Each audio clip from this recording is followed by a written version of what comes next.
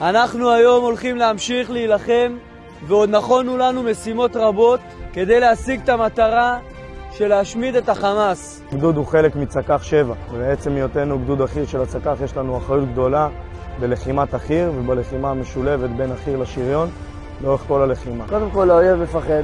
כשאנחנו באים עוצמתיים, חזק, אתה יכול לראות פה את כל העוצמה של הצק"ג הזה. תמיד יש איתך בקשר מסקר, חוזי, רחפנים, מלווים אותך, אנחנו עובדים דרך המכלול שיודע גם להפעיל אותם למול הצייחים שאנחנו מגדירים לו.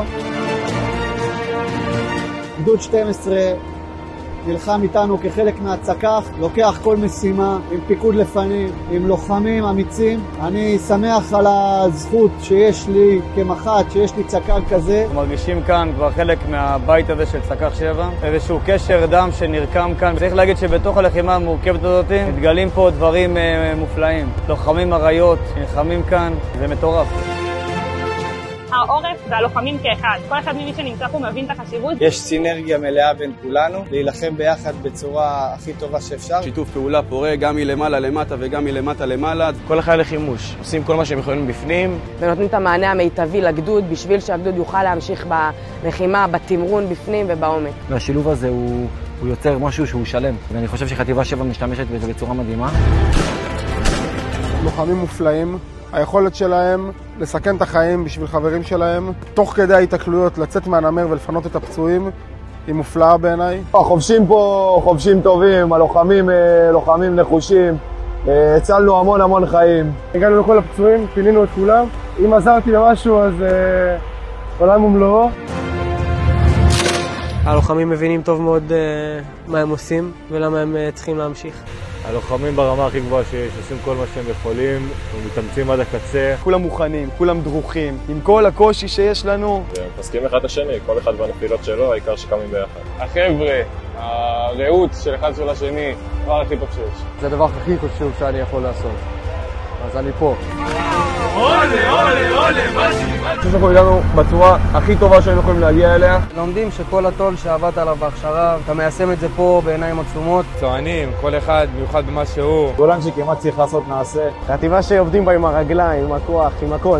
יודעים לטרוף פה את עזה, ח'אן יונס, כל האזור. לנצח, להשמיד אויב. לוחמים ברזל, גדוד 12 זה גדוד ברק. אם הוא בא ומחשמל אותך, אתה נגמר. בצניעות, כן, אבל אני חושב שגולני זה משהו שאין עוד כזה בצבא. אנחנו רואים את זה בשגרה, אנחנו רואים את זה הרבה יותר במלחמה. גם צניעות, גם פשטות ומשימתיות שהיא בכל מחיר. גולני כמו גולני, תמיד יש רעב לניצחון, ואני חושב שזה מה שמוביל ומנחה אותם. אנשים רציניים, אני גאה בגדוד הזה בטירוף. יש פה רעות חזקה עם לכידות משמעותית, ואני חושב שזה עושה את הכל. אין משהו שיכול לעצור את הצק"ג הזה. אין. עד הניצחון.